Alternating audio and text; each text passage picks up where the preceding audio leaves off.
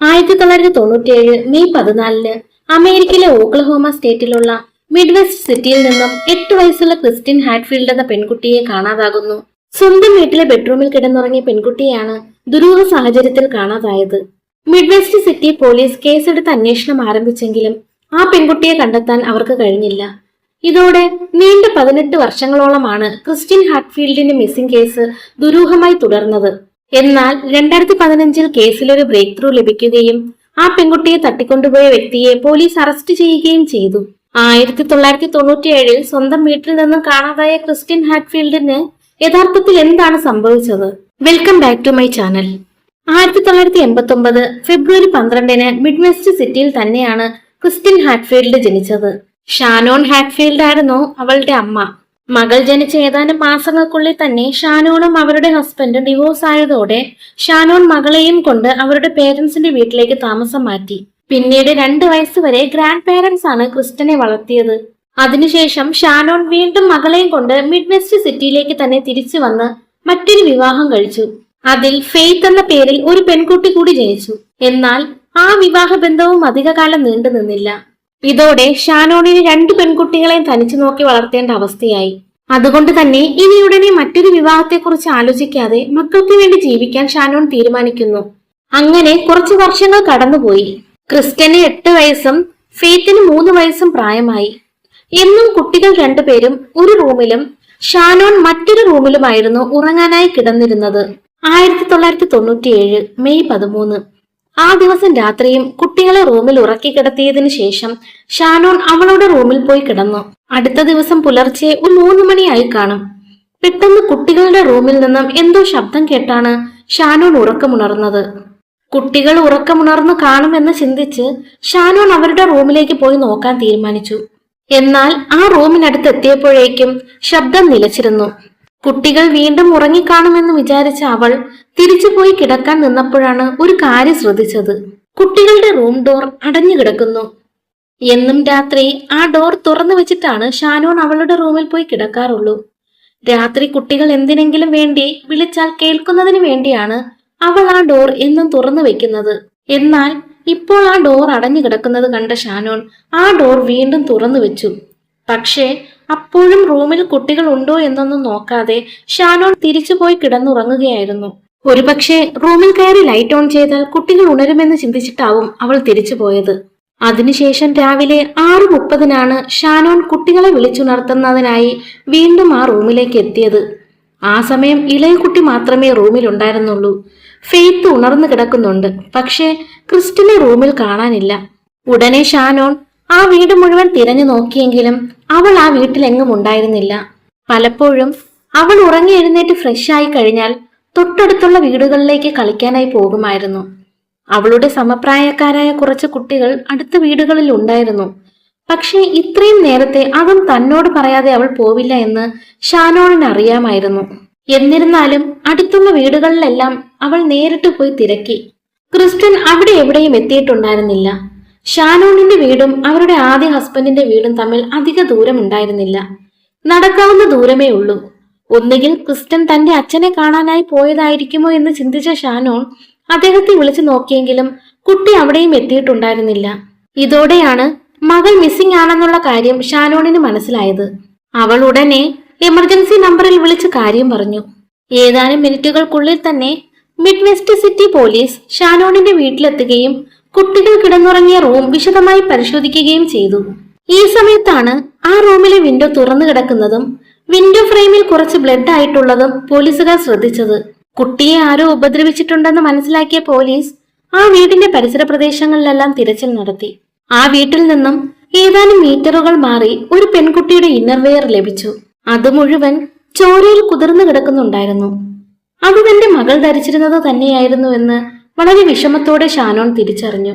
Kidnapping ആണ് നടന്നിരിക്കുന്നതെന്ന് ഉറപ്പായതോടെ കൂടുതൽ പോലീസുകാർ സ്ഥലത്തെത്തുകയും കുട്ടിക്ക് വേണ്ടിയുള്ള തിരച്ചിൽ ആരംഭിക്കുകയും ചെയ്തു. തലേദിവസം രാത്രി അസ്വാഭാവികമായി എന്തെങ്കിലും നടന്നിട്ടുണ്ടോ എന്ന് പോലീസ് ചോദിച്ചപ്പോൾ മാത്രമാണ് പുലർച്ചെ 3 മണിക്ക് കേട്ട ശബ്ദത്തെക്കുറിച്ച് ഷാനോൺ ഓർത്തെടുത്തത്. അവൾ ആ കാര്യം പോലീസുകാരോട് പറയുകയും ചെയ്തു.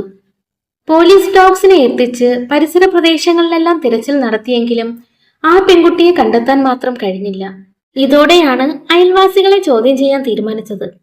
പുലർച്ചെ 3 മണി കഴിഞ്ഞ് നായ കുരയ്ക്കുന്ന ശബ്ദം കേട്ട് വീട്ടിൽ നിന്നും പുറത്തിറങ്ങി നോക്കിയെങ്കിലും അൺയൂഷ്വലായി ഒന്നും തന്നെ ശ്രദ്ധയിൽപ്പെട്ടില്ല എന്ന് ഒരു നെയ്ബർ മാത്രം മൊഴി കൊടുത്തു. അതേ സമയത്ത് തന്നെയാണ് ഷാനോൺ ഉണർന്നതും കുട്ടികളുടെ റൂമിൽ ശബ്ദം കേൾക്കുന്നത് പോലെ തോന്നിയതും. ആ സമയം കിഡ്നാപ്പർ ആ കുട്ടികളുടെ റൂമിൽ ഉണ്ടായിരുന്നിരിക്കണം. ഒരു പക്ഷേ ഇളയ കുട്ടിയായ ഫെയ്ത്ത് കിഡ്നാപ്പറിനെ കണ്ടിരിക്കാൻ സാധ്യതയുണ്ടെന്ന് ചിന്തിച്ച പോലീസ് അവളോട് കാര്യങ്ങൾ ചോദിക്കുന്നു. ഫെയ്ത്തിന് വെറും 3 വയസ്സ് മാത്രമേ പ്രായമുണ്ടായിരുന്നുള്ളൂ എന്നുള്ളത് കൊണ്ട് തന്നെ ചൈൽഡ് സൈക്കോളജിസ്റ്റിനെ എത്തിച്ചാണ് കാര്യങ്ങൾ ചോദിച്ചറിഞ്ഞത്. നിരവധി തവണ ചോദിച്ചതിന് ശേഷമാണ് ഫെയ്ത്ത് ഒരു കാര്യം പറഞ്ഞത്. ഒരു ബാഡ് പേഴ്സൺ വന്ന് എന്റെ ചേച്ചിയെ കൊണ്ടുപോയി എന്നാണ് അവൾ പറഞ്ഞത്. 3 വയസ്സുകാരിയായ ആ കുട്ടിക്ക് കൂടുതലായൊന്നും പറയാൻ കഴിഞ്ഞില്ല. സിറ്റി മുഴുവൻ പോലീസ് വ്യാപകമായ തിരച്ചിൽ നടത്തുകയും സംശയം തോന്നുന്ന വാഹനങ്ങൾ പരിശോധിക്കുകയും ചെയ്തെങ്കിലും ഒന്നും കണ്ടെത്താൻ കഴിഞ്ഞില്ല. കുട്ടിയെ മുൻപരിചയമുള്ള ആരോ തന്നെയാണ് ഈ കിഡ്നാപ്പിങ്ങിന് പിന്നിലുള്ളതെന്നൊരു സംശയം തുടക്കത്തിൽ തന്നെ പോലീസുകാർക്കുണ്ടായിരുന്നു. അതുകൊണ്ട് തന്നെ കുട്ടിയുടെ അമ്മ ഷാനോണിനെ കുറിച്ചും അവർ ഒരു അന്വേഷണം നടത്തി. ഇതോടെ ഞെട്ടിക്കുന്ന പല കാര്യങ്ങളും പുറത്തു വന്നു. ഷാനോൺ ഡ്രഗ് അഡിക്റ്റായ ഒരു സ്ത്രീയാണ്. നിരവധി ഡ്രഗ് ഡീലേഴ്സിൽ നിന്നും അവൾ സ്ഥിരമായി മയക്കുമരുന്ന് വാങ്ങാറുണ്ട്. അതുകൊണ്ട് കൂടിയാണ് അവളുടെ 2 വിവാഹ ബന്ധങ്ങൾ ഡിവോഴ്സിൽ അവസാനിച്ചത്. ഒന്നുകിൽ പണത്തിന് വേണ്ടി ഡ്രഗ് ഡീലേഴ്സ് ആരെങ്കിലും കുട്ടിയെ തട്ടിക്കൊണ്ടുപോയതാവും, അല്ലെങ്കിൽ പണത്തിന് പകരം ഷാനോൺ തന്നെ കുട്ടിയെ കൈമാറിയതായിരിക്കണം.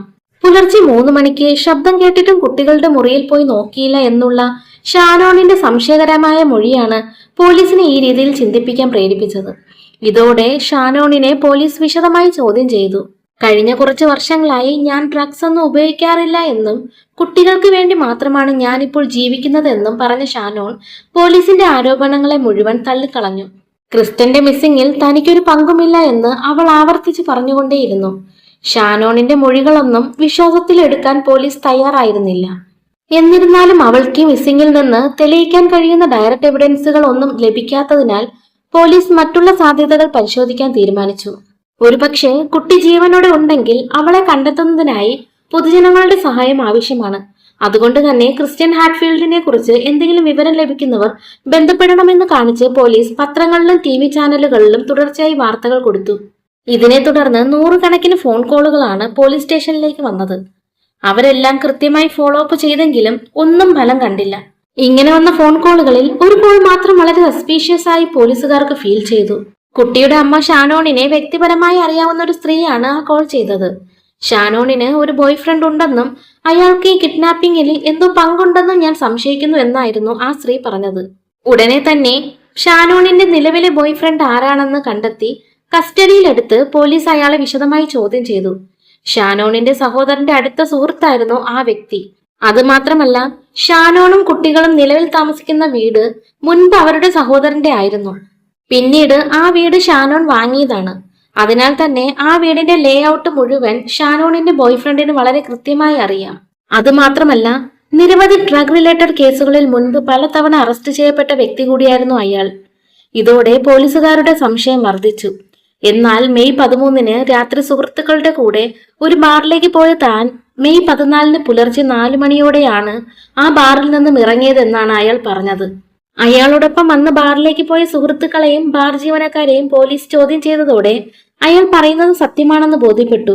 തുടർന്ന് ഈ കേസിൽ ലഭിച്ച എല്ലാ ഇൻഫർമേഷൻസിലും പോലീസ് കൃത്യമായ ഫോളോ അപ്പ് നടത്തിയെങ്കിലും അതെല്ലാം ഒരു ഡെഡ് എൻഡിൽ അവസാനിക്കുകയായിരുന്നു. കുട്ടിയെ കാണാതായി മാസങ്ങൾ കടന്നുപോയിട്ടും അന്വേഷണത്തിൽ പുരോഗതി ഉണ്ടാക്കാൻ കഴിയാതെ വന്നതോടെ പോലീസ് അന്വേഷണം മന്ദഗതിയിലായി. ഒരു ഘട്ടത്തിൽ ക്രിസ്റ്റന് വേണ്ടിയുള്ള തിരച്ചിൽ തന്നെ അവസാനിപ്പിക്കുന്ന സാഹചര്യം ഉണ്ടായി. മാധ്യമങ്ങളും കൃത്യമായ ഒരു ഫോളോ അപ്പ് നടത്താതെ വന്നതോടെ പത്രങ്ങളിൽ വാർത്തകൾ കുറഞ്ഞു. ക്രിസ്റ്റ്യൻ ഹാറ്റ്ഫീൽഡിന്റെ മിസ്സിംഗ് പതുക്കെ എല്ലാവരും മറന്നു തുടങ്ങി. പിന്നീട് അങ്ങോട്ട് ആ പെൺകുട്ടിയുടെ അമ്മ ഷാനോണിന്റെ ഒറ്റയാൾ പോരാട്ടമായിരുന്നു. മകളെ കണ്ടെത്തുന്നതിനായി തന്നാൽ കഴിയുന്നതെല്ലാം ചെയ്യാൻ അവർ തീരുമാനിച്ചു. നിരവധി പ്രാദേശിക പത്രങ്ങൾക്ക് ഇന്റർവ്യൂ കൊടുത്ത് മകളെ കണ്ടെത്താൻ സഹായം അഭ്യർത്ഥിച്ചു. മിസ്സിംഗ് പോസ്റ്ററുകൾ പ്രിന്റ് ചെയ്ത് മിഡ് വെസ്റ്റ് സിറ്റി മുഴുവൻ പ്രദർശിപ്പിച്ചു. ഇതിനായി ഒത്തിരി വെല്ലുവിളികൾ ഷാനോൺ നേരിടേണ്ടി വന്നു. മിസ്സിംഗ് പോസ്റ്ററുകൾ പ്രദർശിപ്പിക്കാനായി നിരവധി സ്റ്റോറുകളിലും ഓഫീസുകളിലും ഷാനോൺ കയറി ഇറങ്ങിയെങ്കിലും കമ്പനി പോളിസികൾക്ക് എതിരാണെന്ന് പറഞ്ഞ് പലരും പോസ്റ്ററുകൾ പ്രദർശിപ്പിക്കാൻ തയ്യാറായില്ല. പോലീസ് കൃത്യമായ ഒരു അന്വേഷണം നടത്തുന്നില്ല എന്ന് പറഞ്ഞ് പരാതി കൊടുക്കാനായി സ്റ്റേറ്റ് ഗവർണറിനെ കാണാൻ അവൾ ശ്രമിച്ചുവെങ്കിലും അപ്പോയിന്റ്മെന്റ് ലഭിച്ചില്ല. ഇതിനെല്ലാം പുറമെ ക്രിസ്റ്റനെ കണ്ടെത്തുന്നതിനുള്ള തിരച്ചിൽ നടത്തുന്നതിനും മിസ്സിംഗ് പോസ്റ്ററുകൾ വിതരണം ചെയ്യുന്നതിനുമായി ഒരു വോളണ്ടിയർ ഏജൻസിയെ ഷാനോൺ സമീപിച്ചെങ്കിലും പലതും പറഞ്ഞ് ഷാനോണിന്റെ കയ്യിലുള്ള പണം തട്ടിയെടുക്കുക മാത്രമാണ് അവർ ചെയ്തത്. ഇങ്ങനെ നിരവധി പ്രതിസന്ധികളാണ് അവൾ നേരിട്ടത്. വർഷങ്ങൾ കടന്നുപോയിട്ടും ക്രിസ്റ്റൻ ഹാറ്റ്ഫീൽഡിന് എന്താണ് സംഭവിച്ചതെന്ന് പോലും അറിയാൻ കഴിഞ്ഞില്ല. ഇതേസമയം ഷാനോൺ ആരും പോകാത്ത വഴികളിലൂടെയെല്ലാം സഞ്ചരിച്ചു. ക്രിമിനോളജി പഠിക്കാനായി മാത്രം അവൾ വീണ്ടും കോളേജിൽ അഡ്മിഷൻ എടുത്തു. പഠനശേഷം ഒരു പ്രൈവറ്റ് ഡിറ്റക്റ്റീവ് ഏജൻസിയിൽ പ്രൊബേഷണൽ ഓഫീസറായി ജോയിൻ ചെയ്തു.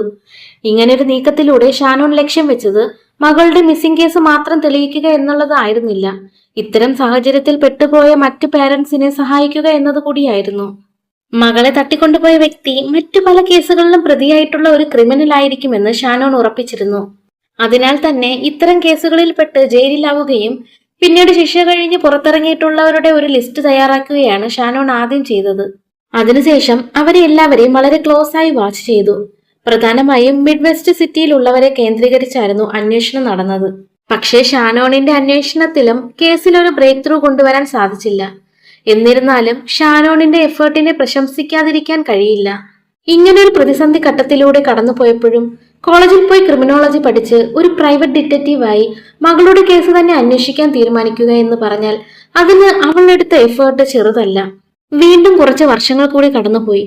പോലീസ് അവരുടെ രീതിയിൽ ഒരു അന്വേഷണം നടത്തുന്നുണ്ടായിരുന്നുവെങ്കിലും ഒരു ഫലവും കാണാതെ വന്നതോടെയാണ് FBI-യും ഈ കേസിൽ ഇൻവോൾവ് ആയത്. ആ പെൺകുട്ടി ജീവിച്ചിരിപ്പുണ്ടാകുമെന്നുള്ള പ്രതീക്ഷയൊന്നും FBI ഏജൻസിന് ഉണ്ടായിരുന്നില്ല.